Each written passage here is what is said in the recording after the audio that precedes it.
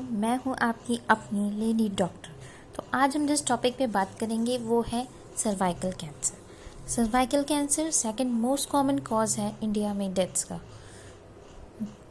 ये एक HPV नाम के वायरस की वजह से होता है, जिसका पूरा नाम है ह्यूमन पैपिलोमा वायरस। तो अब हम लोग जानेंगे कि क्या क्या रिस्क फैक्टर्स हैं जो सर्वाइकल कैंसर कॉज कर सकते हैं। तो जो रिस्क फैक्टर्स हैं उसमें है कि इफ़ किसी के हैविंग मल्टीपल सेक्सुअल पार्टनर्स हैं, या अर्ली लॉस ऑफ वर्जिनिटी है, या पुअर जेनाइटल हाइजीन है, स्मोकिंग है, ये सब रिस्क फैक्टर्स हो सकते हैं सर्वाइकल कैंसर के। नाउ अब हम बात करेंगे उसके सिम्टम्स क्या क्या हो सकते हैं। सिम्टम्स में इरेगुलर ब्लीडिंग हो सकती है।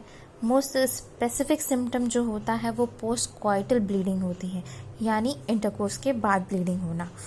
और most common cause of post menopausal bleeding जो होती है वो भी सर्वाइकल कैंसर ही मानी जाती है। नाउ अब बात करेंगे कि हम इसकी स्क्रीनिंग कैसे कर सकते हैं। इसकी स्क्रीनिंग हम पैप स्मीयर के थ्रू कर सकते हैं। पैप स्मीयर गवर्नमेंट हॉस्पिटल्स एवं कॉलेजेस में फ्री में होता है एंड प्राइवेट में पैसे लगते हैं। तो नाउ अब हम बात करेंगे इसके प्रिवेंशन के बारे में।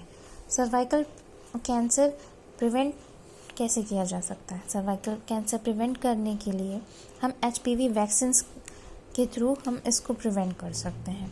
आज सर्वाइकल कैंसर के अगेंस्ट HPV वैक्सीन्स में दो तरह की मोस्टली आती हैं, जिसमें एक क्वाड्रीवैलेंट होती है, एक नोनावैलेंट होती है।